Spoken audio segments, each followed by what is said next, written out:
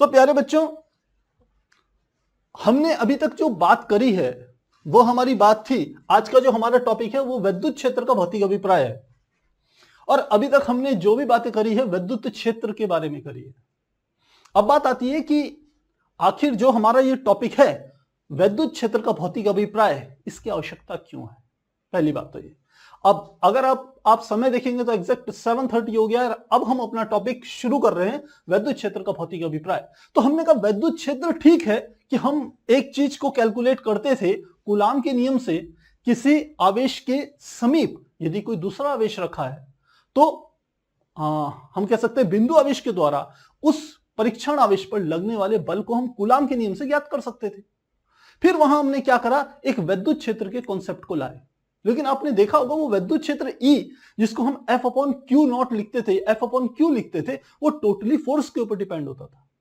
इसका अर्थ है कि इसमें कोई मैथमेटिकली हमको लगता है कि E जो है वो F के ऊपर डिपेंड है, लेकिन यह टॉपिक हमें बताता है कि विद्युत क्षेत्र की एक फिजिकल सिग्निफिकेंस है, एक भौतिक हम कह सकते हैं आवश्यकता है, भौतिक अभिप्राय है, और उसी को हमने इस टॉपिक में समझना है। टॉपिक बहुत इंपॉर्टेंट है और मैं आपको एक बात बताऊं कि ये मैक्सिमम स्टूडेंट को ये चीज समझ में नहीं आती।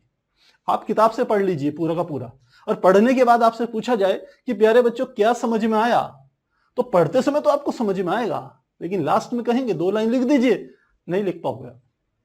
तो यहां पर हम आपको लिख करके आपके नोट्स तैयार करवाएंगे। तो स्टार्ट करते हैं। हमारा है विद्युत क्षेत्र का भौतिक अभिप्राय, physical significance of electric field. पहली बात तो जो विद्युत क्षेत्र है, यदि हम एक निकाय लें, विद्युत क्षेत्र का निकाय का अर्थ है कि हमने एक इस प्रकार से एक निकाय का अर्थ होता है जिसमें एक से अधिक आवेश स्थित हो। बात ध्यान दीजिएगा, निकाय का अर्थ है जिसमें एक से अधिक आवेश स्थित हो। तो यहां पर कुछ आवेश हैं, एक Q1 आवेश है, Q2 आवेश है, Q3 आवेश है, इसमें से कुछ प्लस के हैं, कुछ माइनस के हैं। हम इस तरीके से इसको लिख सकते हैं। तो यह हमारा क्या बन गया, यह हमारा एक बन गया निकाय, निकाय यानी कि एक सिस्टम बन गया। अब हमें, यदि हम विद्युत क्षेत्र की संकल्पना को ध्यान में रखें और हम कहें इससे कुछ दूरी पर एक बिंदु हमने ले लिया यहां पर, और यहां पर एक परीक्षण आवेश रख दिया, मान लेते Q0। तो इस Q0 पर यदि इस बिंदु पर विद्युत क्षेत्र की तीव्रता E है, हमने कहा यहां पर विद्युत क्षेत्र की तीव्रता कितनी ले ली, हमने कहा इस बिंदु पर विद्युत क्षेत्र की तीव्रता E है, तो हम इस परीक्षण आवेश पर लगने वाले बल को कैलकुलेट कर सकते हैं इस विद्युत क्षेत्र की सहायता से। आप कहोगे ये कौन सा बड़ी बात है सर, ये तो हम पहले भी करते थे, E = F/Q, बिल्कुल वही बात है। लेकिन एक अंतर है यहां पर, जब विद्युत क्षेत्र की भौतिक अवधारणा को समझते हैं तो हम कहते हैं हमें इस पूरे निकाय के अंदर जो अलग अलग आवेश हैं इनकी स्टडी करने की आवश्यकता नहीं है कि Q1 आवेश का मान कितना है, Q2 का कितना है, Q3 का कितना है, Q4 का कितना है, और इसमें से प्रत्येक आवेश इस बिंदु पर कितना विद्युत क्षेत्र आरोपित करेगा, हमें इसकी आवश्यकता नहीं है। हमें केवल एक ही आवश्यकता है कि इस निकाय के द्वारा इस बिंदु पर यदि विद्युत क्षेत्र E है तो हम यहां पर रखे हुए परीक्षण आवेश पर लगने वाले बल की कैलकुलेशन कर सकते हैं, बल की गणना कर सकते हैं। तो यहां पर निकाय के भीतर के आवेशों की स्टडी नहीं करनी है, हमें केवल इस निकाय के द्वारा उत्पन्न विद्युत क्षेत्र पता हो तो हम लगने वाले बल कैलकुलेट कर सकते हैं। ये एक इसकी हम कह सकते हैं भौतिक, जो हम कह रहे हैं अभिप्राय है, एक ये है। तो पहले लिख लेते हैं क्योंकि बाद में आप समझ तो जाओगे लेकिन लिखने में दिक्कत होगी। तो पहला हमने कहा किसी आवेशों के निकाय के समीप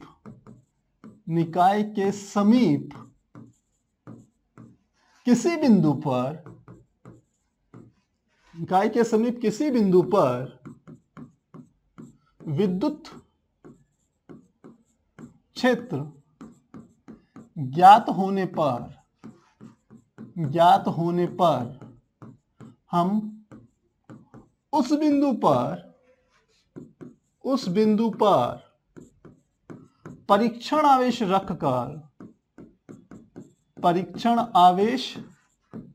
रखकर उस पर लगने वाले बल की गणना कर सकते हैं। इसके लिए अलग अलग आवेशों का ज्ञान होने की आवश्यकता नहीं है, यही बात लिख रहे हैं हम। इसके लिए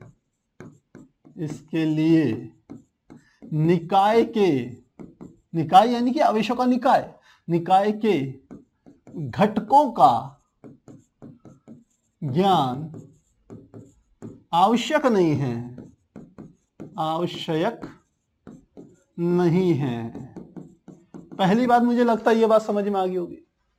सेकंड बात, हम ये कहते हैं कि किसी निकाय के चारों तरफ जो वैद्युत क्षेत्र होता है वो वास्तव में एक वातावरण डेवलप करता है, एक एटमॉस्फेयर डेवलप करता है। और उस एटमॉस्फेयर को यदि हम समझ लें, उस एटमॉस्फेयर को यदि हम जान लें, यह एटमॉस्फेयर का अर्थ भी वैद्युत क्षेत्र से ही है कि निकाय के समीप वैद्युत क्षेत्र। क्योंकि निकाय, हम यदि यहां पर मान लो ये निकाय है, इसका परिणामी आवेश कम है, तो हम देखेंगे वैद्युत क्षेत्र हम कहेंगे क्या होगा, कमजोर होगा, वीक होगा। और यदि इस निकाय का कुल परिणामी आवेश ज्यादा है तो हम कहेंगे तो वैद्युत क्षेत्र होगा किसी बिंदु पर, वह क्या होगा, शक्तिशाली होगा। तो इस निकाय के द्वारा इसके समीप में जो भी वातावरण उत्पन्न हुआ है, हम उस वातावरण के द्वारा भी यह ज्ञात कर सकते हैं कि कोई वहां पर आवेश रखने पर उस पर क्या प्रभाव पड़ेगा। तो यह बात भी आपको समझ में आ गई होगी। एक और बात हम यहां पर समझते हैं कि किसी निकाय के समीप यदि हम देखें, विभिन्न बिंदु ले लें, एक बिंदु यहां ले लें, एक बिंदु यहां ले लें, एक यहां ले लें, एक यहां ले लें, एक इसके पास ले लें, एक इसके दूर ले लें, तो किसी आवेशों के किसी निकाय के समीप विभिन्न बिंदुओं पर वैद्युत क्षेत्र का मान तथा वैद्युत क्षेत्र की दिशा भिन्न भिन्न होती है, यह भी हमें यहां से ज्ञात होता है। तो क्या कहा हमने, पहला तो हम एक वातावरण की बात कर लेते हैं कि आवेशों के निकाय द्वारा समीप पर एक वातावरण उत्पन्न होता है जिसका ज्ञान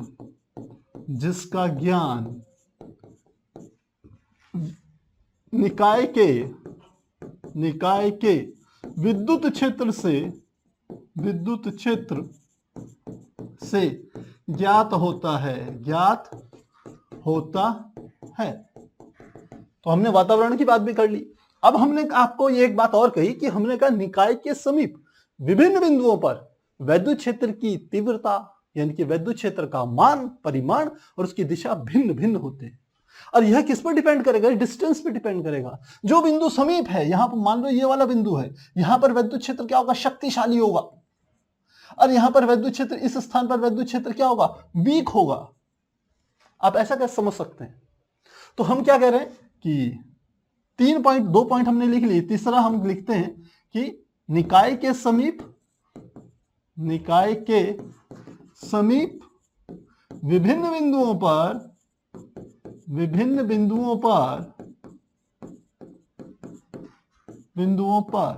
वैद्युत क्षेत्र का परिमाण तथा दिशा भिन्न भिन्न होती है। तो ये हमारा तीसरा पॉइंट हो गया। अब चौथा पॉइंट प्यारे बच्चों सबसे इंपॉर्टेंट है, और वास्तव में मैं कहूं तो इस पूरे के पूरे जो हमारा ये टॉपिक है, इसकी जो जान है, इसका जो इंपॉर्टेंस है, वो हमें चौथे पॉइंट पे नजर आती है। अब चौथा पॉइंट समझिए। चौथा पॉइंट है इसका कि यदि कोई आवेश त्वरित हो, त्वरित का अर्थ समझिएगा, यानी कि यदि कोई आवेश चल तो रहा है, गतिमान तो है, लेकिन उसमें त्वरण उत्पन्न हो रहा है। त्वरण का अर्थ है उसके वेग में परिवर्तन हो रहा है। तो यदि कोई आवेश त्वरित है तो उससे यदि आवेश है तो सीधी बात है उसके कारण एक वैद्युत क्षेत्र उत्पन्न हो रहा होगा। और यदि आवेश त्वरित है तो उसके कारण जो वैद्युत क्षेत्र उत्पन्न होगा वो परिवर्ती वैद्युत क्षेत्र होगा, आप ऐसा कह सकते हैं। यानी कि वैद्युत क्षेत्र का मान लगातार क्या हो रहा होगा, बदल रहा होगा। और वैद्युत क्षेत्र जैसे जैसे आवेश आगे की ओर बढ़ेगा वैसे वैसे क्या होगा, वैद्युत क्षेत्र भी अगल बगल फैलेगा। तो जब अगल बगल फैलेगा तो वह अपने समीप की वस्तुओं को, जो भी आवेशित चीजें होंगी उनको क्या करेगा, प्रभावित करेगा, उन पर बल लगाएगा। लेकिन ऐसा नहीं है कि इधर ये आवेश यहीं पर पहुंचा, किसी एक बिंदु पर पहुंचा और तुरंत वो क्या कर ले, अपने समीप किसी आवेश पर बल लगा ले। उसमें थोड़ा सा एक समय लिया जाता है, और वो समय क्या होता है कि यहां से यहां तक वैद्युत क्षेत्र को पहुंचने में लगा समय। तो वैद्युत क्षेत्र को पहुंचने में लगा समय इस बात पर डिपेंड करेगा कि वैद्युत क्षेत्र की चाल क्या होगी। और वैद्युत क्षेत्र की चाल प्रकाश की चाल के बराबर होती है, जो होती है 3 × 10⁸ मीटर प्रति सेकेंड। इस पॉइंट को डिटेल में हम डिस्कस करेंगे। बाकी चीजें तो हम कह सकते हैं कि एक जर्नलाइज वे है जिसको आप समझ गए होंगे। तो चौथा पॉइंट हम लिख रहे हैं, किसी त्वरित आवेश द्वारा उत्पन्न वैद्युत क्षेत्र 3 × 10⁸ मीटर प्रति सेकेंड के वेग से सभी दिशाओं में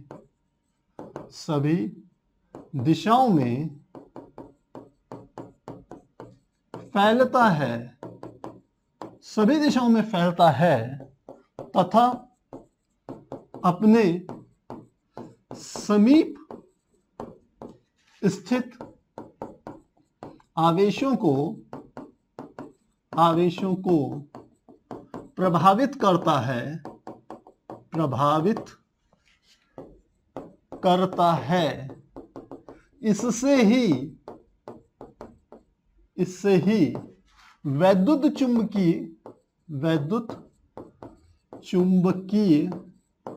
तरंगें उत्पन्न होती है। तो प्यारे बच्चों, मेरे लास्ट पॉइंट पे ध्यान दीजिएगा। मैंने कहा यही लास्ट पॉइंट इसका मेन पॉइंट है। तो क्या कहा मैंने, यदि कोई त्वरित आवेश है यानी कि उसका वेग बदल रहा है, जैसे जैसे वो चल रहा है उसका वेग बदल रहा है, तो उसमें उसके द्वारा उत्पन्न जो वैद्युत क्षेत्र होगा, भाई आवेश चल रहा है, मान लो ये मेरा पेन क्या है, एक आवेश को प्रदर्शित कर रहा है, ये जैसे जैसे आगे चल रहा है तो आवेश है तो उसके चारों तरफ क्या होगा, विद्युत क्षेत्र होगा। यह विद्युत क्षेत्र इस पेन से अनंत तक क्या कहेंगे हम, आगे की ओर बढ़ेगा। लेकिन अंतर क्या है, इस पेन के समीप वैद्युत क्षेत्र की तीव्रता होगी ज्यादा और अनंत पर वैद्युत क्षेत्र की तीव्रता हो जाएगी न्यूनतम या शून्य या बहुत कम हो जाएगी, आप ऐसा कह सकते हैं। जैसे जैसे आगे बढ़ेंगे आवेश से, जैसे जैसे हम दूर जाते हैं वैसे वैसे वैद्युत क्षेत्र की तीव्रता घटती है। आप फार्मूला जानते हैं, E = K Q/r², यानी कि E और R में किसका संबंध होता है, वर्ग व्युत्क्रम अनुपाती का। यानी कि दूरी बढ़ेगी तो वैद्युत क्षेत्र तेजी से घटेगा। तो हमने कहा यह आवेश आगे चला, तो जब आवेश आगे चला तो इससे जो वैद्युत क्षेत्र निकलेगा वह भी गति करेगा। तो उसके गति करने की वेग क्या होगा, वो होगा 3 × 10⁸ मीटर प्रति सेकंड, जो कि प्रकाश के वेग के बराबर है। और इस घटना से क्या होगा, जो वैद्युत क्षेत्र निकलेगा वो अपने अगल बगल के सभी आवेशों को क्या करेगा, प्रभावित करेगा। प्रभावित करेगा तो उससे क्या होगा, उससे क्या होता है, इसी घटना के द्वारा विद्युत चुंबकीय तरंगों की उत्पत्ति होती है। अब आप सोच रहे होंगे सर विद्युत चुंबकीय तरंगें क्या होगी। आपने सूर्य का प्रकाश देखा होगा, वह एक विद्युत चुंबकीय तरंग है।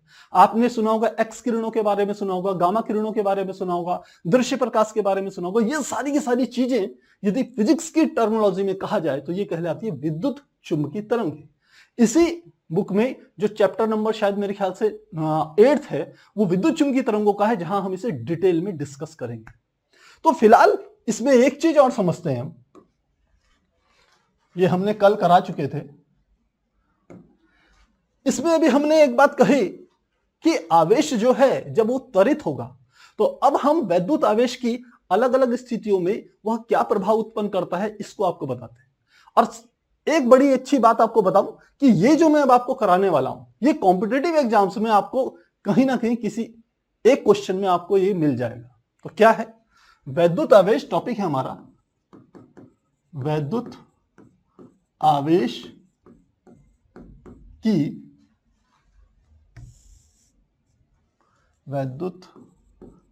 आवेश की अवस्था कि वैद्युत आवेश किस अवस्था में स्थित है, और सेकंड में हम ले रहे हैं उत्पन्न प्रभाव, इसके द्वारा उत्पन्न प्रभाव। अब समझिए, सबसे पहले हम कह रहे हैं कोई वैद्युत आवेश है, मान लेते हैं उसे मैं Q से रिप्रेजेंट कर रहा हूं। यह आवेश पहली स्थिति में हमने कहा स्थिर है, स्थिर है, यानी कि जो Q है वो रुका हुआ है, कहीं पर चल नहीं रहा है।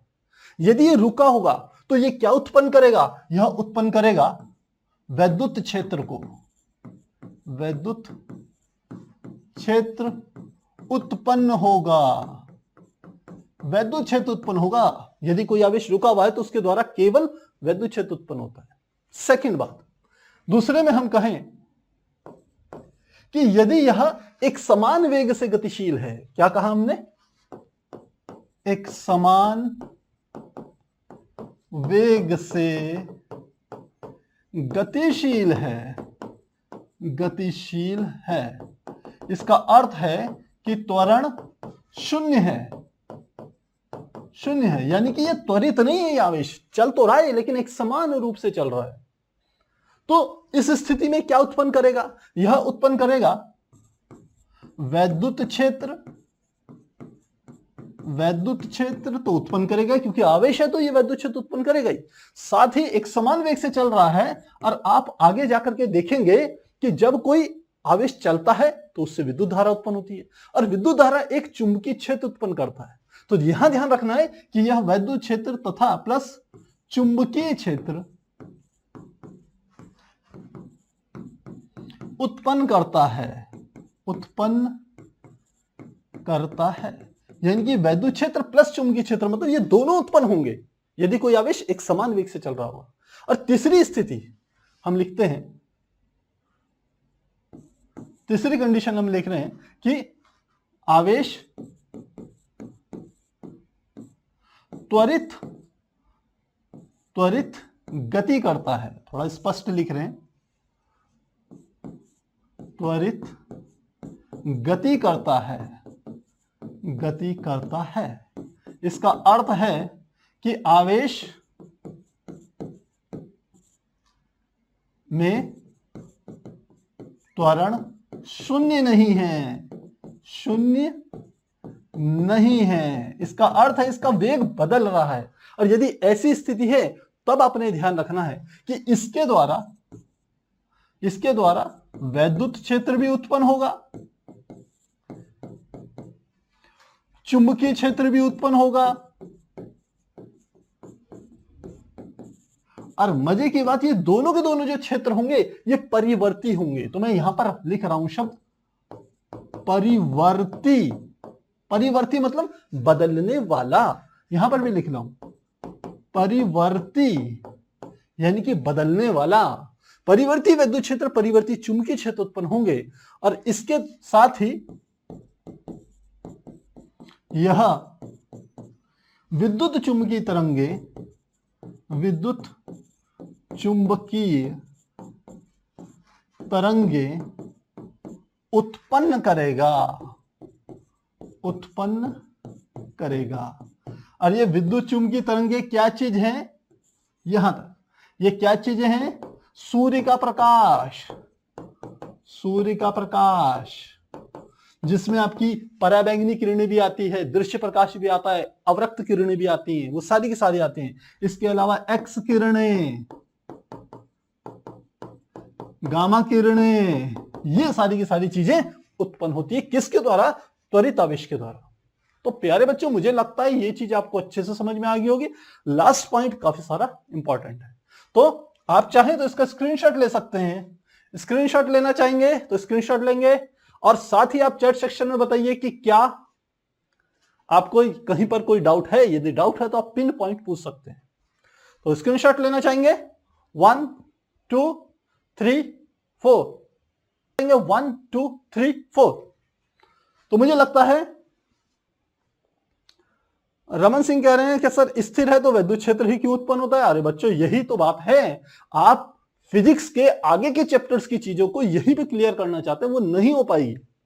आप जब विद्युत धारा का चुंबकीय प्रभाव ये चैप्टर पढ़ेंगे तब आप समझेंगे इस चीज को। तो अभी ज्यादा कंफ्यूज मत होइए, यहां पर सब चीजें आपको हम एक्सप्लेन कर भी नहीं पाएंगे क्योंकि आपको समझ में नहीं आएगा प्यारे बच्चों। धीरे धीरे आगे बढ़ेंगे, सब समझ में आएगा। तो आगे चलते हैं। अगला ये न्यूमेरिकल हम आपको करा चुके थे, इसके पहले हम आपको कराएंगे ये न्यूमेरिकल आज कराएंगे प्यारे बच्चों। ये वाला एग्जांपल हमने लास्ट में कराना है आज।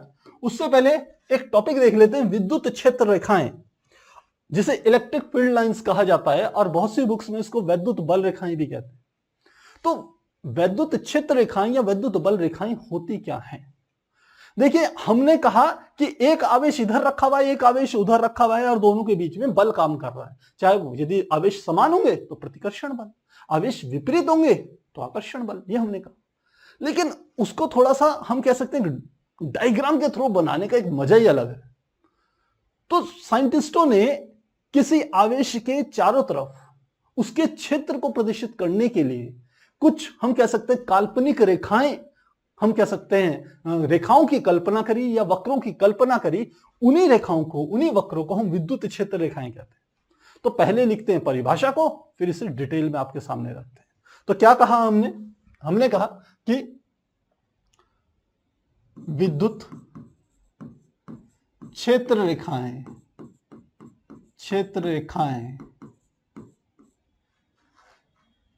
किसी वैद्युत क्षेत्र में स्थित वह काल्पनिक वक्र होते हैं जिन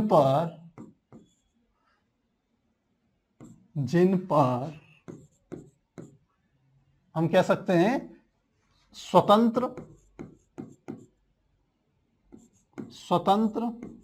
तथा पृथक्कृत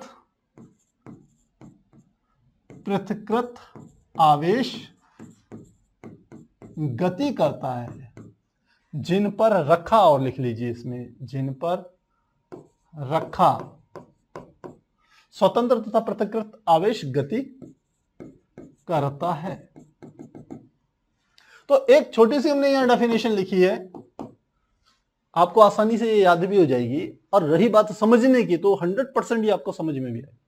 डेफिनेशन है, विद्युत क्षेत्र रेखाएं किसी विद्युत क्षेत्र में स्थित वह काल्पनिक वक्र होते हैं। अब देखिए, यहां पर इसने सीधे इसको लाइंस नहीं कहा है, रेखाएं नहीं कहा है, क्योंकि जरूरी नहीं है कि ये सीधी हो, ये टेढ़ी मेढ़ी भी हो सकती है। इसलिए यहां पर शब्द आया वक्र। वह काल्पनिक वक्र होते हैं जिन पर रखा स्वतंत्र तथा पृथक्कृत आवेश। स्वतंत्र का अर्थ है कि जिस पर कि कोई बल नहीं लग रहा है बाहर से, एक ऐसा आवेश जिस पर कोई बल नहीं लग रहा है, पहली बात। और पृथक्कृत का अर्थ होता है वो आइसोलेटेड हो, एकांकी हो, वो कोई समूह ना हो, हम समूह की बात नहीं कर रहे। और पृथक्कृत परीक्षण आवेश और लिख लेते हैं, परीक्षण धन आवेश और लिख लेते हैं, क्योंकि बहुत से बच्चे अभी समझे नहीं होंगे कि परीक्षण आवेश हमेशा धन आवेश होता है। तो अब इस चीज को, डेफिनेशन को समझने की कोशिश करते हैं।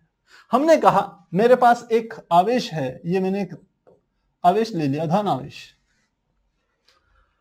अब वैद्युत जो क्षेत्र रेखाएं हैं, हमने कहा वो काल्पनिक रेखाएं, और काल्पनिक रेखाएं तो मैंने कहा मान लेते हैं वह काल्पनिक रेखा ऐसी है, इस तरीके से। ये मेरे ख्याल से हमने कहा एक क्षेत्र रेखा है, जिसको मैं इस प्रकार से तीर से प्रदर्शित कर रहा हूं कि ये अंदर से बाहर की तरफ जा रही है। तीर ये बताता है। ये क्या चीज है? प्लस। ये प्लस क्यू आवेश है, प्लस क्यू आवेश है, एक बिंदु आवेश है। तो यहां से एक वैद्युत बल रेखा मैंने ऐसे बना दी। आप कह रहे होंगे सर अभी आपने वक्र बोला, अब आप सीधी बना रहे हो।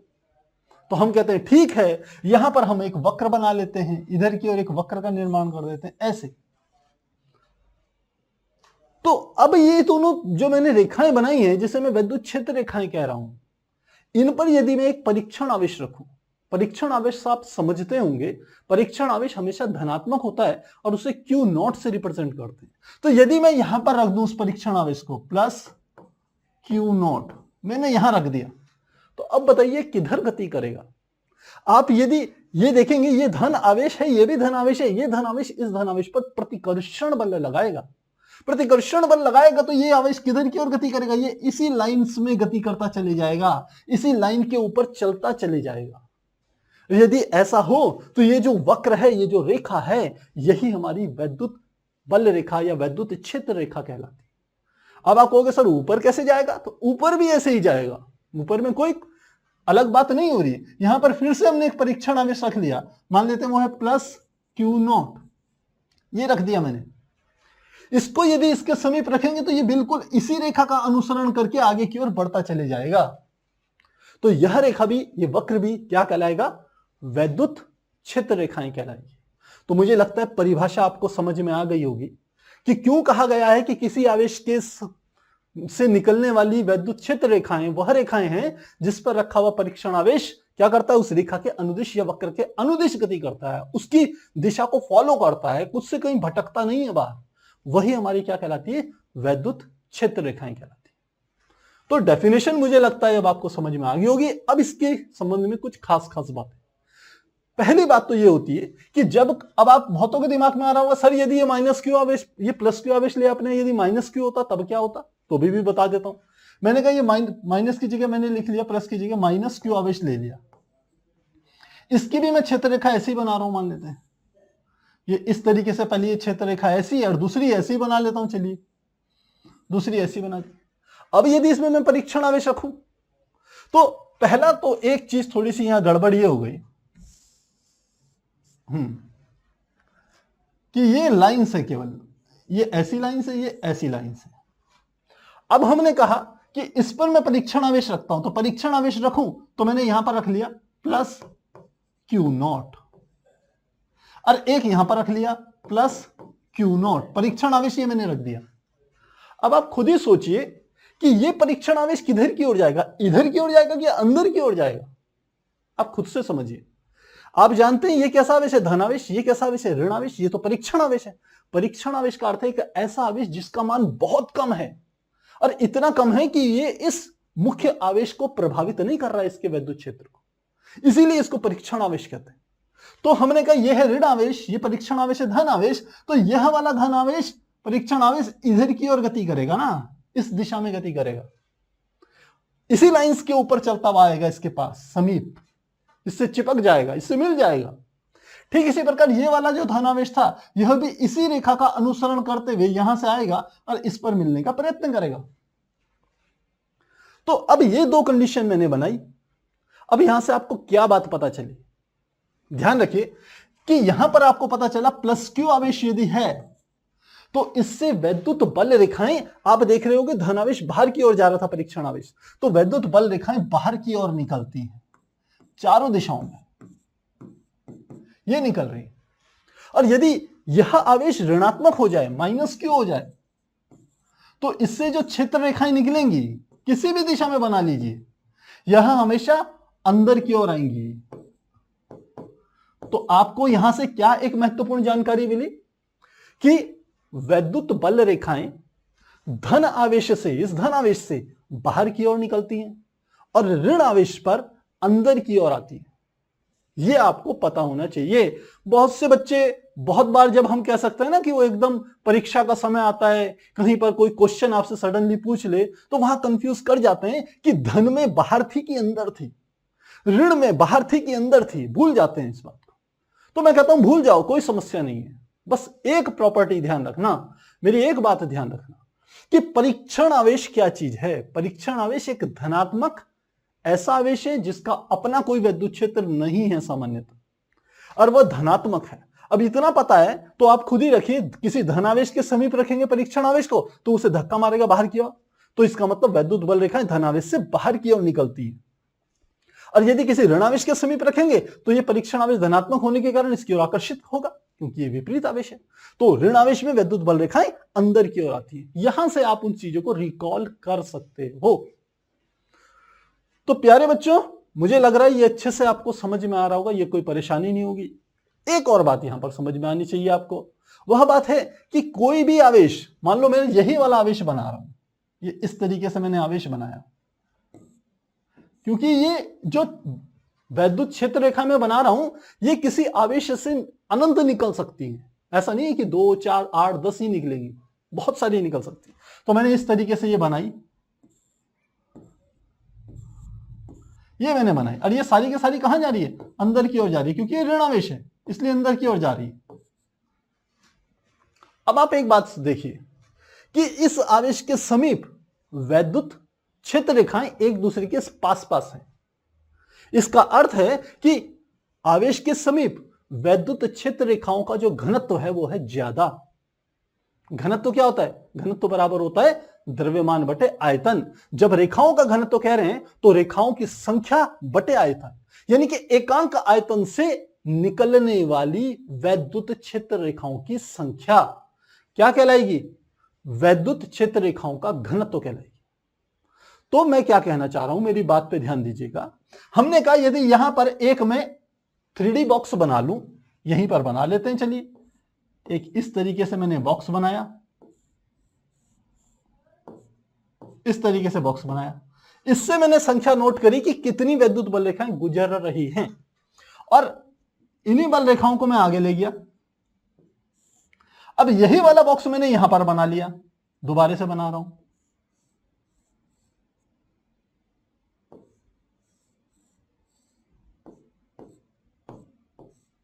इतने ही मान लो इसी के बराबर ये वाला है, तो इससे कितनी बल रेखाएं गुजर रही थी? 1 2 3। इससे कितनी गुजर रही है? 1 2। मैं और दूरी पर बनाऊंगा तो 1 गुजरेगी, और दूरी पर बनाऊंगा तो हो सकता है 1 भी ना गुजरे।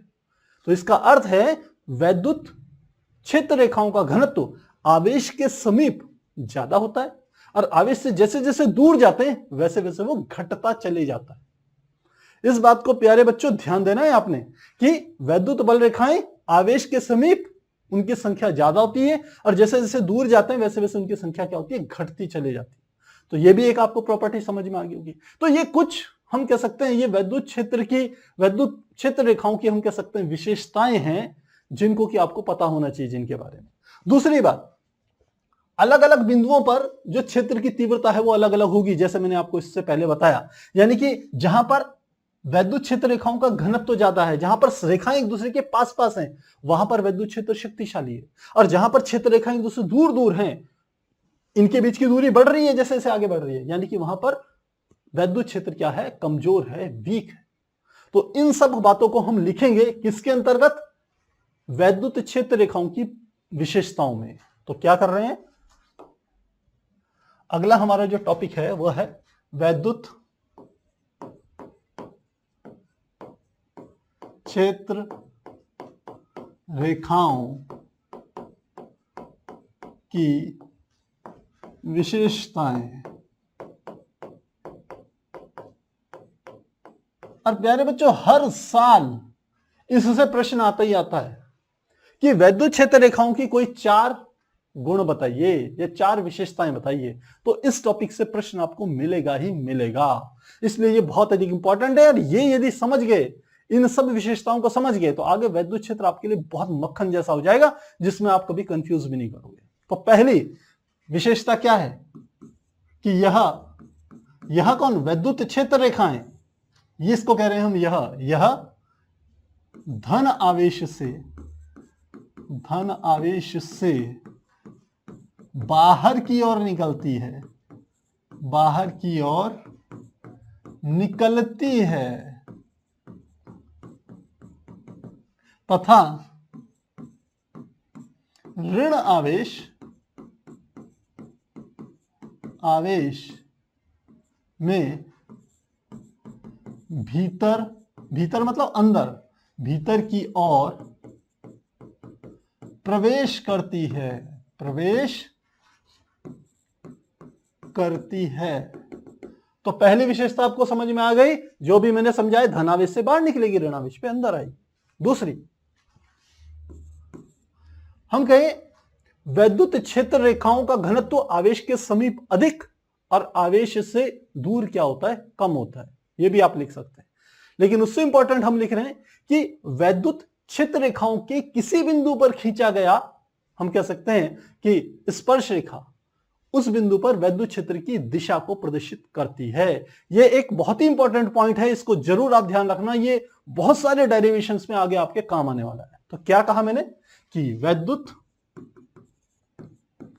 क्षेत्र रेखा क्षेत्र रेखा के किसी बिंदु पर खींची गई स्पर्श रेखा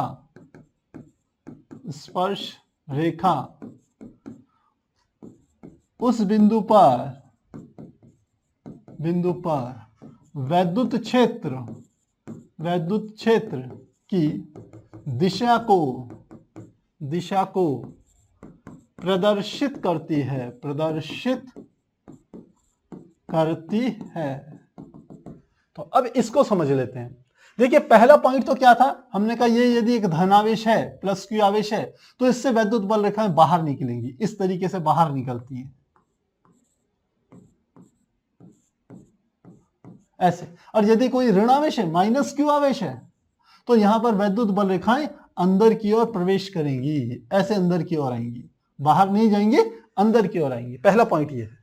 दूसरा कहते हैं वैद्युत क्षेत्र रेखाएं के किसी बिंदु पर खींची गई स्पर्श रेखा। सपोज कोई ये वैद्युत क्षेत्र रेखा है, ऐसे है वैद्युत क्षेत्र रेखा, और इसकी दिशा इधर से इधर की ओर है, ऐसे। इसका कोई भी एक पॉइंट ले लीजिए, मान लेते हैं मैं यहां पर एक बिंदु ले लेता हूं, ये एक बिंदु ले लिया। इस बिंदु पर आपने स्पर्श रेखा खींचनी है, तो स्पर्श रेखा खींच लेते हैं, ऐसे खींच लेते हैं। चलिए ये हमने एक स्पर्श रेखा खींची। स्पर्श रेखा मतलब जो उस बिंदु को स्पर्श करती हुई जाए। तो इस बिंदु पर वैद्युत क्षेत्र की जो दिशा होगी वो यह होगी, ये वैद्युत क्षेत्र की दिशा है ई। यहां पर वैद्युत क्षेत्र की दिशा नीचे की तरफ नहीं है, जैसे मैंने यहां तीर का निशान लगाया है, यहां नहीं है। वैद्युत क्षेत्र की दिशा इस बिंदु पर क्या है, जब आप स्पर्श रेखा खींचते हो तो वही क्या होगी, वह जो रेखा होगी वह वैद्युत क्षेत्र की दिशा को प्रदर्शित करेगी उसी बिंदु पर। तो दूसरी चीज मुझे लगता है यह बात स्पष्ट हो गई होगी। तीसरा, वैद्युत क्षेत्र रेखाएं लंबाई में सिकुड़ने का प्रयास करती है, सिकुड़ने का प्रयास करती हैं। इससे ज्ञात होता है कि विपरीत आवेशों में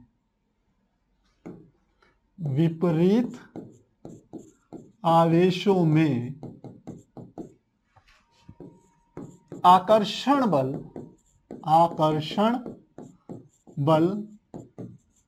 लगता है। अब इसे समझिए, मैंने कहा दो आवेश बना दिए मैंने, एक ये बनाया धन आवेश, एक यहां पर बना दिया ऋण आवेश। यहां से विद्युत बल रेखाएं यहां से निकली और इधर की ओर चलेगी, यहां से दूसरी निकलेगी, ऐसे दूसरी जाएगी, यहां से तीसरी निकलेगी, इस तरीके से चलेगी। धन से बाहर निकल रही वैद्युत बल रेखाएं ऋण में प्रवेश कर रही है। बात को समझिए। अब ये जो रेखाएं हैं, ये जो सीधी रेखा है या ये वक्राकार रेखाएं हैं, ये रेखाएं लंबाई में सिकुड़ने का प्रयास करती है, कोशिश करती है कि इनकी लंबाई कम से कम हो, सिकुड़े, एक दूसरे के समीप, विभिन्न बिंदु एक दूसरे के समीप आए। और यह कब संभव है, ये बीच की रेखा कब छोटी से छोटी होगी, यदि ये धन आवेश और ऋण आवेश एक दूसरे से चिपक जाएंगे, एक दूसरे के समीप आ जाएंगे। तो यही बात समझा रही है कि वैद्युत बल रेखाएं लंबाई में, यानी कि लंबाई मतलब इस लंबाई में सिकुड़ने का प्रयास करती है, और ये हमें बताती है कि विपरीत आवेशों के बीच में आकर्षण बल काम करता है। अगला देखें, अगला इसकी प्रॉपर्टी, अगली प्रॉपर्टी तीसरी के बाद चौथी प्रॉपर्टी है कि वैद्युत बल रेखाएं लिखिए या क्षेत्र रेखाएं, वैद्युत क्षेत्र रेखाएं लंबाई के लंबवत अन्य रेखाओं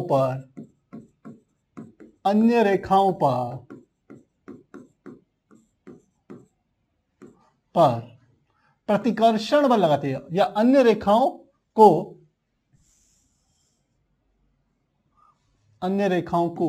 दूर हटाने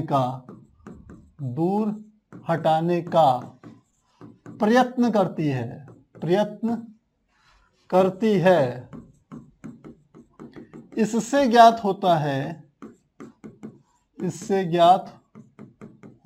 है कि समान आवेशों कि समान आवेशों पर प्रतिकर्षण बल लगता है, प्रतिकर्षण बल लगता है। प्यारे बच्चों, जो मैं आपको समझा रहा हूं ये साथ साथ में आपके नोट्स भी बन रहे हैं। मैं चाहता तो केवल एक डायग्राम के थ्रू ही आपको समझा सकता था, लेकिन ये नोट करेंगे तो आपके अच्छे खासे नोट्स भी तैयार होंगे। तो क्या कह रहा है, हमने कहा दो ये हमने बना दिए फिर से आवेश, एक प्लस क्यू आवेश है और एक यहां पर माइनस क्यू आवेश है। यहां से वैद्युत बल रेखाएं इस तरीके से निकली, 1 2 3 4 5 ऐसे मैंने बना दी, और ऐसी और बना लेते हैं। लीजिए एक और बना दी। ये बल रेखाएं कैसे चलेंगी, धन से बाहर निकल रही हैं और ऋण में क्या करेंगी, प्रवेश करेंगी, तो ऐसे चलेंगी। इनकी दिशाएं ऐसी होंगी, धन से ऋण की तरफ। अब ये क्या कह रहा है, ये जो रेखा है, मान लो ये बीच वाली रेखा को मान लेते हैं, सभी रेखाओं का एक जैसा गुण है, ध्यान रखिएगा। लेकिन मैंने कहा बीच वाली जो रेखा है ये ऊपर वाली और नीचे वाली रेखा को कोशिश करती है धक्का मारने की, इसको उधर की ओर धकेलती है, और यही वाली रेखा इस नीचे वाली को इधर की ओर धकेलती है। यानी कि अपने अगल बगल वाली रेखाओं के इनकी लंबाई के अनुदिश, देखिए लंबाई कैसी इसकी, ऐसी, इस लंबाई के लंबवत दिशा में, यहां पर लिखा है लंबाई के लंबवत अन्य रेखाओं को, तो लंबाई इसकी ऐसी है, इसके लंबवत मतलब 90 डिग्री का कोण बनाते हुए ऊपर वाली रेखा और 90 डिग्री का कोण बनाते हुए नीचे वाली रेखा को दूर हटाने का प्रयास कर रही है। और इससे पता चलता है कि समान आवेशों के बीच में प्रतिकर्षण बल कार्य करता है। अगली प्रॉपर्टी इसमें आती है 4 के बाद 5, कोई भी दो क्षेत्र रेखाएं या वैद्युत क्षेत्र रेखाएं, कोई भी दो वैद्युत क्षेत्र रेखाएं एक दूसरे को नहीं काटती हैं, क्योंकि कटान बिंदु पर दो स्पर्श रेखाएं खींची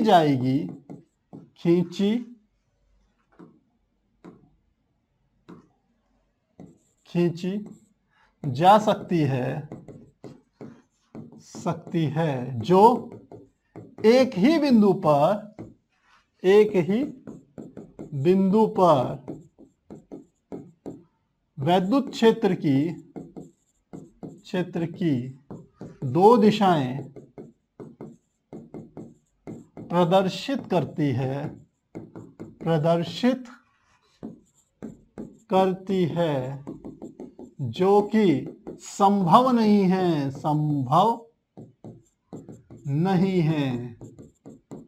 सबसे इंपॉर्टेंट पॉइंट है ये, ध्यान रखिएगा, ये पॉइंट सबसे इंपॉर्टेंट है। क्या कह रहा है, इसने कहा कोई भी दो वैद्युत रेखाएं एक दूसरे को नहीं काटती, हम काट देते हैं। हमने कहा एक लाइन ये थी, इस दिशा में जा रही थी, और दूसरी मैंने कहा वैद्युत बल रेखा ऐसे जा रही थी, ये इस दिशा में जा रही थी। अब कटान बिंदु कौन सा है, ये वाला बिंदु कटान बिंदु हो गया, जहां पर काट रही है।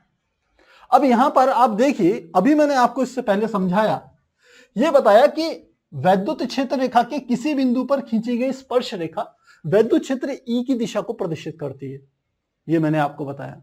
तो अब ये समझिए, ये कटान बिंदु पर दो क्षेत्र रेखाएं हैं, एक इधर की ओर जा रही है, एक इधर की ओर। तो इस बिंदु पर यदि इस रेखा के अनुदिश में स्पर्श रेखा खींचूं तो कैसे जाएगी, ऐसे जाएगी। ये किसको प्रदर्शित करेगी, वैद्युत क्षेत्र ई की दिशा को प्रदर्शित करेगी। किस बिंदु पर, इस बिंदु पर।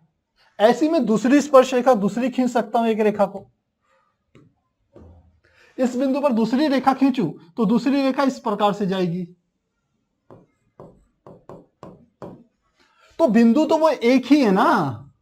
इस बिंदु पर इस स्पर्श रेखा की परिभाषा को समझें तो वैद्युत क्षेत्र की दिशा ये होगी, जबकि इस पर वैद्युत क्षेत्र की इस वाली स्पर्श, ये वाली जो हमारी वैद्युत बल रेखा है, इस पर यदि लाल वाली स्पर्श रेखा को समझें तो वैद्युत क्षेत्र की दिशा ये होगी। एक ही बिंदु पर वैद्युत क्षेत्र की दो दिशाएं संभव नहीं है, क्योंकि वैद्युत क्षेत्र एक सदिश राशि है, इसलिए एक बिंदु पर दो दिशाएं नहीं हो सकती। उनका परिणामी हो सकता है लेकिन दो दिशाएं नहीं होंगी। इसलिए कभी भी दो वैद्युत बल रेखाएं एक दूसरे को नहीं काटती। ये चीज क्या है, गलत है, ये नहीं काटेंगे। तो समझ में आ गया होगा। तीसरी चीज, अगला पॉइंट है इसमें कि यह रेखाएं या क्षेत्र रेखाएं बंद वक्र का निर्माण नहीं करती। बंद वक्र का निर्माण नहीं करती। ऐसा नहीं है कि ये ऐसे ही हमेशा बंद बनाए, यानी कि बंद वक्र का मतलब है यहां से गई है, इसको इस तरीके से एक लूप नहीं बना रही। यदि कहीं पर केवल धन आवेश है, ये मैं धन आवेश बना लूं प्लस क्यू, तो यहां से क्षेत्र रेखाएं हमेशा बाहर की ओर निकलेंगी, ऐसे ऐसे बाहर निकल जाएंगी। इनको आवश्यकता नहीं है कि बगल में कोई ऋणावेश भी हो, ऐसी कोई जरूरत नहीं। और ऐसी यदि ऋणावेश होता, हम कहें ये ऋणावेश है, ऋण क्यू आवेश है, तो यहां से वैद्युत बल रेखाएं बाहर से आकर के क्या करेंगी, इसमें प्रवेश कर जाएंगी। इसके लिए ये आवश्यक नहीं है कि बगल में कोई धन आवेश हो, तो इसलिए ये ऐसा कहा गया। और लास्ट हम परिभाषा लिखते हैं जो कि सबसे इंपॉर्टेंट है। एक और इंपॉर्टेंट चीज हम लिख रहे हैं यहां पर, यह भी इंपॉर्टेंट है कि वैद्युत क्षेत्र रेखाएं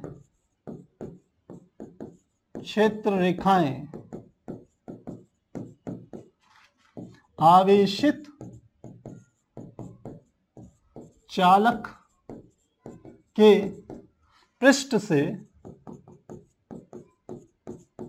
लंबवत बाहर अथवा भीतर जाती है। यह भी बड़ा इंपॉर्टेंट पॉइंट है, यह भी आपको बहुत जगह यूज होगा। आपका क्या कह रहा है, यदि मैं कोई एक बॉडी ले लूं, मान लेते हैं ये एक हम कह सकते हैं एक वस्तु है, एक पिंड है, या हम कह सकते हैं जैसा हमने कहा आवेशित एक चालक है।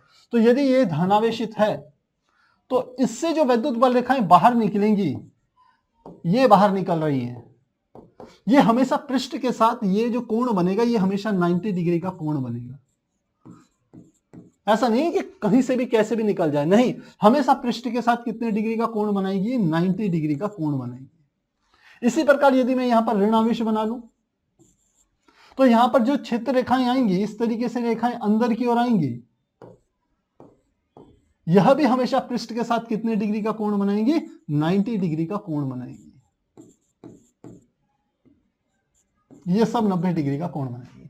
तो ध्यान रखना बच्चों, ये सारे के सारे पॉइंट्स इंपॉर्टेंट है, लेकिन इसमें सबसे इंपॉर्टेंट पॉइंट है वो पॉइंट नंबर 5 और पॉइंट नंबर 7 है। इनको आपने जरूर ध्यान रखना है। तो आप चाहें तो स्क्रीनशॉट ले सकते हैं, यहां से आप चाहें तो स्क्रीनशॉट ले सकते हैं, और यदि कहीं पर कोई डाउट्स हैं तो आप चैट सेक्शन में लिख सकते हैं। आप चाहें तो इनको हाथों हाथ नोट भी कर सकते थे, बाकी आप स्क्रीनशॉट लीजिए या फिर आपको पीडीएफ तो इसके मिल ही जाएंगे। तो आप स्क्रीनशॉट लेना चाहेंगे 1 2 3 4, अगले इसके स्क्रीनशॉट 1 2 3 4, और तीसरा इसका स्क्रीनशॉट लेना चाहेंगे 1 2 3 4। तो मुझे लग रहा है ये अब आपको समझ में आ गया होगा। अब प्यारे बच्चों, हमारा टाइम तो काफी हो गया, लगभग 8:30 होने वाले हैं, लेकिन जल्दी से हम कोशिश करेंगे।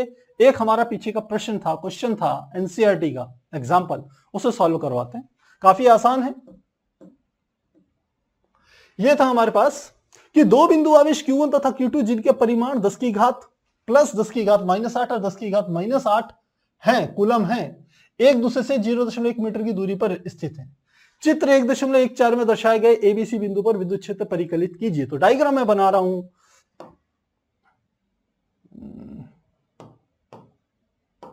अब देखिए डायग्राम क्या है। ये हम एक ट्रायंगल ले लेते हैं, यहां से हमने एक ट्रायंगल ले लिया और इस ट्रायंगल को इस तरीके से हमने ले लिया। सिलेक्शन करें इसका,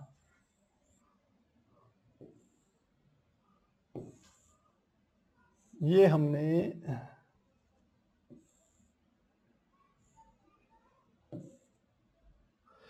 एक ट्रायंगल ले लिया और इस पर इन्होंने जो दो आवेश रखे हैं, एक 10 की घात -8 प्लस 10 की घात -8 माइनस, दो आवेश वो यहां पर रखे। एक आवेश है यहां पर, ये कौन सा आवेश है, Q1 आवेश है, और इस Q1 का मान कितना है, Q1 बराबर है 10 की घात -8 कूलम। लेकिन कैसा, धनात्मक, ये आवेश धनात्मक है।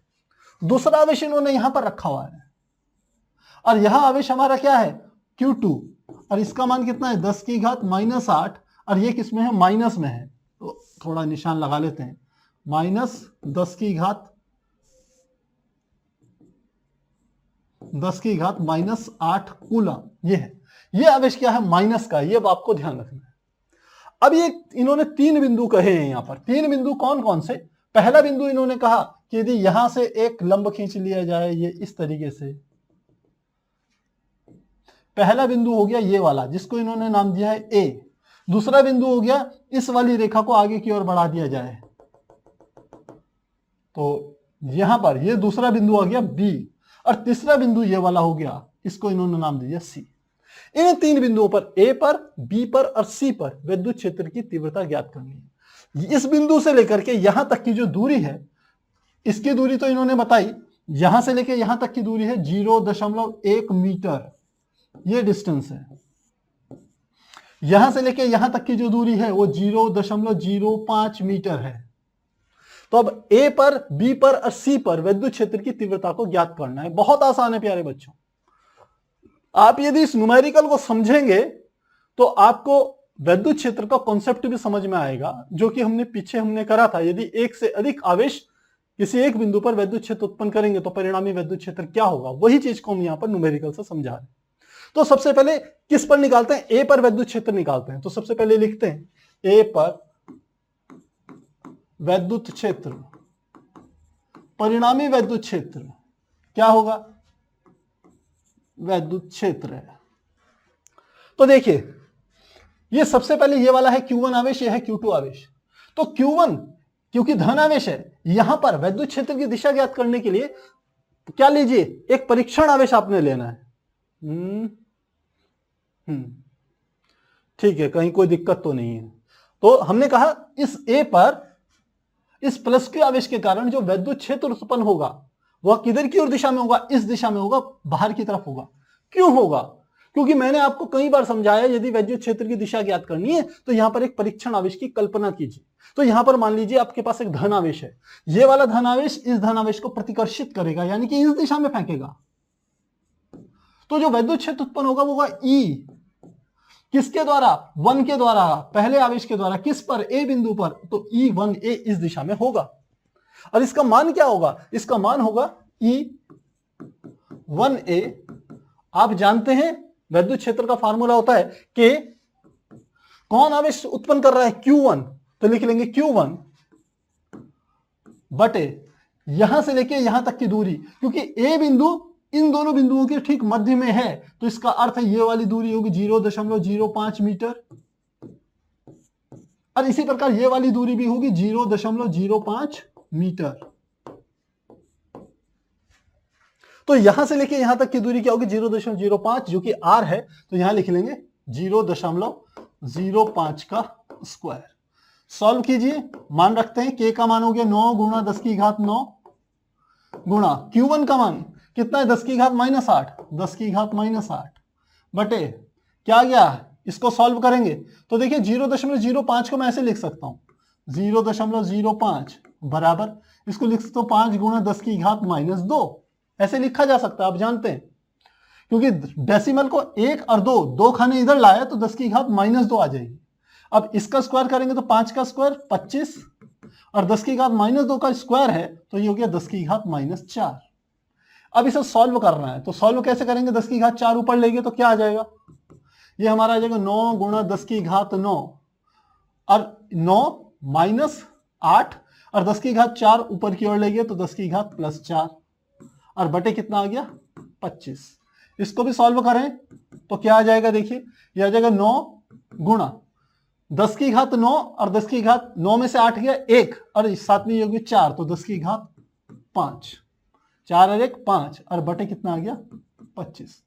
इसको मैं ऐसे भी लिख सकता हूं, देखिए 10 की घात 5 है, नीचे 25 है, तो मैं इसको लिख सकता हूं 9 गुणा 100 गुणा 10 की घात 5 में से 2 जीरो यहां लगा दी तो 10 की घात क्या आ गई 3 बटे कितना आ गया 25।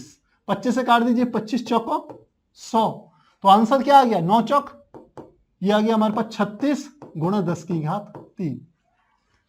अब 36 को मैं स्टैंडर्ड फॉर्म में जो हमारा मानक तरीका होता है नंबर्स को रिप्रेजेंट करने का 3.6 करूंगा तो दशमलव एक ला रहा हूं बीच में तो यहां की घात बढ़ जाएगी तो हमारा मान आ गया E1A बराबर 3.6 गुणा 10 की घात साथ में आ गई 4 और मात्रा क्या हो गया न्यूटन पर कूलम। तो इस पर लगने वाला पहला हमने विद्युत क्षेत्र निकाल लिया। दूसरा विद्युत क्षेत्र कौन लगाएगा ये Q2 लगाएगा।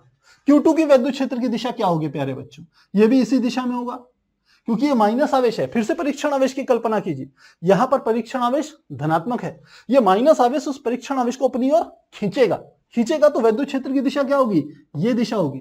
ये कौन से वाली की है E किसके द्वारा 2 के द्वारा किस पर लगाया जा रहा है A बिंदु पर लग रहा है तो E2A का मान कितना होगा तो लिखते हैं E2A बराबर बिल्कुल सब चीजें वही होगी K Q1 की जगह क्या आ जाएगा Q2 और नीचे यहां से लेके यहां तक की दूरी फिर से क्या है 0.05 इसका स्क्वायर बराबर K। अब एक बार हम पहले K की वैल्यू भी रख लें K की वैल्यू है 9 गुणा 10 की घात 9 गुणा Q2 का मान वही है 10 की घात -8 माइनस में है तो उसको तो वो तो केवल विद्युत क्षेत्र की दिशा को प्रदर्शित कर रहा है तो क्या आ जाएगा ये Q2 का मान आ गया हमारा 10 की घात -8 बटे 0.05 का स्क्वायर। ये सेम राशि यही वाली राशि है तो कैलकुलेट करके सेम ऐसी आएगी जो कि थी 3.6 गुणा 10 की घात 4 न्यूटन पर कूलम। तो A पर परिणामी विद्युत क्षेत्र क्या होगा तो लिखेंगे EA बराबर E1A प्लस E2A तो इन दोनों का मान सेम है 3.6 गुणा 10 की घात 4 प्लस 3.6 गुणा 10 की घात 4 और आंसर कितना आ जाएगा 3.6 और 3.6 को जोड़ेंगे तो ये आ गया 7.2 गुणा 10 की घात गुणा 10 की घात 4 न्यूटन पर कूलम। तो A पर कुल परिणामी विद्युत क्षेत्र हमने ज्ञात कर लिया। अब आ जाइए B पॉइंट पर। B पॉइंट पर देखिए ये वाला पॉइंट है B तो ये A वाला कैसा है धनात्मक। इस पर परीक्षण आवेश की कल्पना कीजिए परीक्षण आवेश ये धन आवेश है परीक्षण आवेश भी धन आवेश है तो लगने वाले बल की दिशा क्या होगी ये वाले तो विद्युत क्षेत्र की दिशा भी ये होगी तो विद्युत क्षेत्र की इस दिशा को हम नामांकित करेंगे E किसके द्वारा लग रहा है 1 के द्वारा किस पर B पर तो E1B का मान इतना होगा। ठीक इसी प्रकार से ये वाला जो है Q2 आवेश वह भी इस पर क्या लगाएगा सॉरी इस वाले B बिंदु पर विद्युत क्षेत्र अप्लाई करेगा। ये वाला आवेश क्या है ऋण आवेश है ये वाला आवेश क्या है ऋण आवेश तो यहां पर परीक्षण आवेश रखूंगा B पर तो वो वाला Q2 आवेश उस परीक्षण आवेश को अपनी ओर खींचेगा तो यानी कि यहां पर विद्युत क्षेत्र की दिशा जो होगी वो इस तरीके से होगी। किसके द्वारा उत्पन्न हो रहा है E2 के द्वारा किस पर B पर E2B तो यह दोनों मान हम निकालेंगे और इन दोनों का क्या निकालेंगे अंतर निकालेंगे। जो समीप होगा वो ज्यादा विद्युत क्षेत्र लगाएगा जो दूर होगा वो कम विद्युत क्षेत्र लगाएगा क्योंकि आवेशों के परिमाण समान है इसलिए मैं ये बात कह रहा हूं। तो E1B और E2B के मान निकालते हैं तो निकालें हम लिखेंगे E बिंदु पर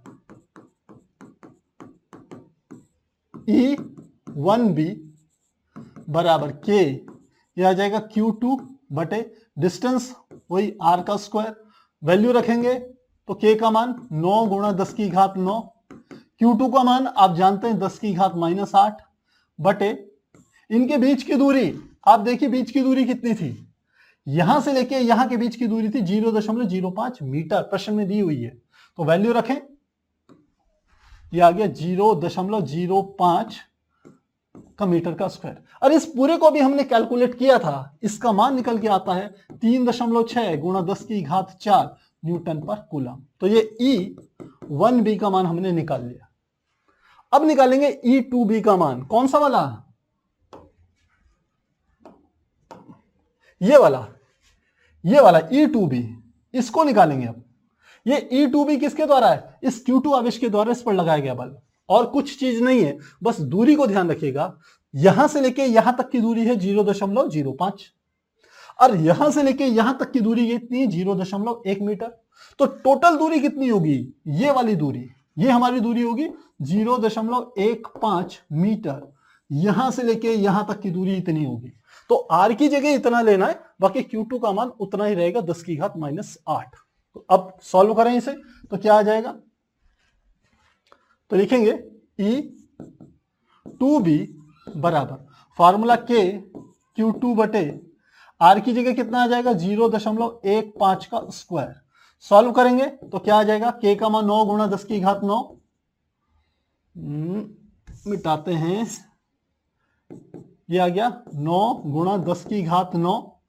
Q2 का मान 10⁻⁸। इसको फिर से हम चेंज करें तो 15 का वर्ग हो गया 225 और ये दशमलव के बाद 2 अंक हैं तो 10⁻⁴ ऐसा आ जाएगा। इसको सॉल्व करते हैं तो क्या आ जाएगा, E2B बराबर, अब देखिए इसको भी बिल्कुल पहले की टेक्निक से करेंगे। 9 में से 8 गया, 1 घात होगी, 10 ऊपर जाएगी तो 10⁵5 हो जाएगी जैसे पहले करा था। तो ये आ गया 9 गुणा 10⁵5 बटे नीचे आ गया 225।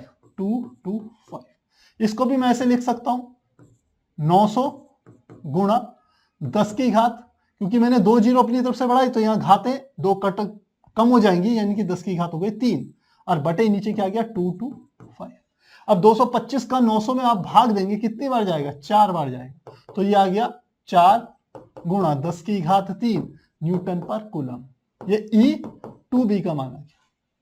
तो अब ये देखिए, ये तो 10⁴ के रूप में ये वाला मान E1B का, ये 10⁵3 के रूप में। तो घाते समान करने के लिए हमने क्या करा, E2B घात 1 बढ़ा देंगे 10⁴ न्यूटन पर कूलम। तो यहां पर कितना आएगा 0.4 आ जाएगा। आप जानते हैं डेसिमल को पीछे से आगे की ओर ले जाएंगे तो यहां पर घात 1 बढ़ जाएगी। तो यह काम हमने कर लिया। तो अब तो E2 का मान निकालेंगे या EB का मान निकालेंगे, यानी कि B पर परिणामी विद्युत क्षेत्र। तो यहां आप यदि ध्यान देंगे, ये दोनों अलग अलग दिशाओं में है। मैंने कहा था यहां पर B पर E1 भी इस दिशा में है और E2 भी इस दिशा में है। तो जो परिणामी आएगा इन दोनों का अंतर आएगा, इन दोनों का डिफरेंस आएगा। तो इसी को मैं यहां सॉल्व करा रहा हूं। इसका डिफरेंस हो गया हमारा E1B minus E2B। Values put कीजिए। E1B का मान कितना आया 3.6 गुणा 10⁴ और साथ में E2B का मान कितना आया माइनस 0.4 गुणा 10⁴।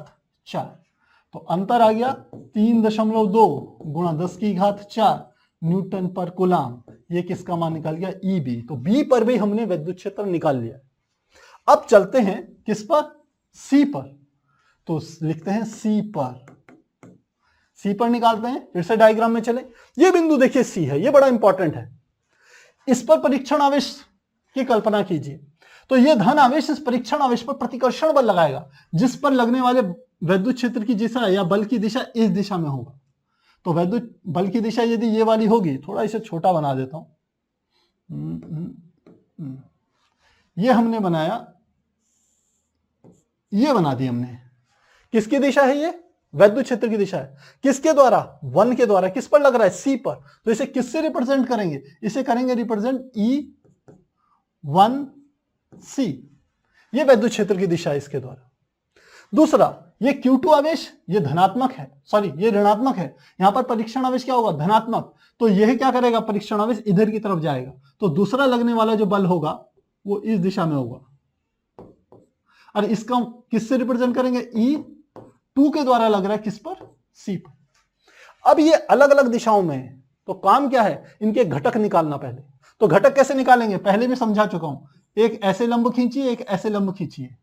यहां से इस पर जो घटक डालेंगे, ये वाला घटक, इस घटक का मान होगा E1C साइन और थीटा। थीटा क्या होगा, देखिए यदि ये कोण, ये एक प्रकार से हम कह सकते हैं कि समबाहु त्रिभुज उन्होंने डायग्राम बना रखा है। इस वाली भुजा का मान भी 0.1 मीटर है और इस वाली भुजा का मान भी 0.1 मीटर है। तो ये समबाहु हो गए, ये भी इतना, ये भी इतना, ये भी इतना। तो ये वाला कोण 60 होगा, ये वाला कोण भी कितना होगा, 60। तो यदि ये 60 होगा तो ये वाला कोण भी कितना होगा, 60 डिग्री होगा। तो साइन कितना आएगा 60 डिग्री। इसी प्रकार से ये कोण 60 है तो ये वाला कोण भी 60 डिग्री होगा। तो इसके द्वारा भी हम यदि घटक बनाएं तो एक घटक यहां डाल दिया, इस घटक का मान क्या होगा E2C साइन 60, और दूसरा घटक यहां से इधर की ओर डालेंगे तो ये दूसरा घटक हमारा हो जाएगा, यहां से इसको भी डालेंगे तो यहां पर दो घटक आ गए E2C, ये हो जाएगा cos 60 और ऊपर वाला हो जाएगा E1C cos 60। मेरी बात समझिएगा, ये काम हम पहले भी कर चुके हैं। ये E1C sin 60 ऊपर है, E2C sin 60 नीचे की तरफ है। इन दोनों बलों के परिमाण आपस में, वैद्युत क्षेत्र के परिमाण आपस में बराबर हैं। निकालते हैं इसको। अब ध्यान दीजिए, यहां से लेके यहां तक की डिस्टेंस है 0.1 मीटर, आवेश का मान है 10⁻⁻8 मीटर, तो इस पर वैद्युत क्षेत्र E1C का मान क्या होगा? तो लिखेंगे E1C बराबर K Q अपॉन 0.1 का स्क्वायर। तो सॉल्व करेंगे, 9 गुणा 10⁻9 गुणा 10⁻8 बटे, इसको लिख सकते हैं 1 का स्क्वायर 1 ही हो जाएगा, और डेसिमल के बाद एक अंक है तो ये हो जाएगा 10⁻2। इसको ऊपर ले जाएंगे, 10⁻2 है, ऊपर जाके धन की हो जाएगी, 9 और 2 11 हो जाएंगे। तो 11 में से 8 गया 3, तो ये आ गया 9 गुणा 10⁻3 और न्यूटन पर कूलम हो जाएगा। तो E1C का मान ये होगा। ठीक यही मान E2C का भी यही मान होगा। तो वो भी कितना होगा? K Q 0.1 का स्क्वायर, मान इतना ही आएगा 9 गुणा 10⁻3 न्यूटन पर कूलम, इतना आएगा प्यारे बच्चों। तो परिणामी क्या आ जाएगा? तो लिखेंगे EC बराबर, अब देखिए दोबारा से, हमने कहा ये दो घटक कटेंगे क्योंकि E1C इधर था, E2C इधर था, तो ये सीधे नहीं जोड़े जाएंगे। इनके घटक कीजिए, सदिश को वियोजित कीजिए उसके घटकों में, 36 घटक और ऊर्ध्वाधर घटक। तो 36 घटक तो ये वाले आ गए, ये भी 36 है, ये भी 36 है, ऊर्ध्वाधर ये दोनों थे, तो E1 E2 के मान आपस में बराबर है, परिमाण तो बराबर है ना। तो E1 sin 60 E2 sin 60 के बराबर होगा। E1 sin 60 ऊपर की तरफ, E2 sin 60 नीचे की तरफ, तो ये वाला इसको काट देगा। तो C पर जो परिणामी होगा वह E1C cos 60 E2C cos 60 के बराबर होगा। तो यही हम लिखेंगे। तो क्या कहा हमने? EC, C पर कुल E1C cos 60 plus E2C cos 60। E1C का मान कितना है? 9 गुणा 10⁻3, 9 गुणा 10⁻3, और cos 60 का मान आप जानते हैं, ये मान होता है 1/2, तो लिख देंगे गुणा 1/2, प्लस E2C का मान भी 9 गुणा 10⁻3 और cos 60 का मान 1/2। इन दोनों को जोड़ेंगे 1 आ जाएगा, यानी कि कुल मिला के मान होगा 9 गुणा 10⁻3। आप चाहें तो इसको ऐसे सॉल्व कर सकते हैं, कॉमन ले लीजिए दोनों में, और 1/2 प्लस 1/2 किसके बराबर आ गया? 1 के बराबर। तो 9 गुणा 10⁻3 गुणा 1, तो 9 गुणा 10⁻3 न्यूटन पर कूलम। और दिशा क्या होगी? इसकी दिशा जो होगी, दिशा दाईं तरफ होगी, दाईं तरफ होगी। तो ये आप देख सकते हैं, इन दोनों की जो दिशा होगी इस वाली दिशा में होगी, यानी कि दाईं तरफ होगी, इस दिशा डायरेक्शन में होगी। तो प्यारे बच्चे, इस प्रकार से हम इस प्रश्न को हल कर सकते हैं। यदि आपके कहीं पर कोई डाउट हो तो चैट सेक्शन में आप लिख सकते हैं। टाइम आप देखिए तो लगभग 1.25 घंटा हो गया है प्यारे बच्चों। तो लिखना चाहें तो स्क्रीनशॉट लेना चाहेंगे 1 2 3 4। ये इसका अगला पार्ट है, इसका स्क्रीनशॉट लेना चाहेंगे 1 2 3 4। और यदि आपके प्यारे बच्चों कोई भी डाउट है तो आप चैट सेक्शन में लिख सकते हैं।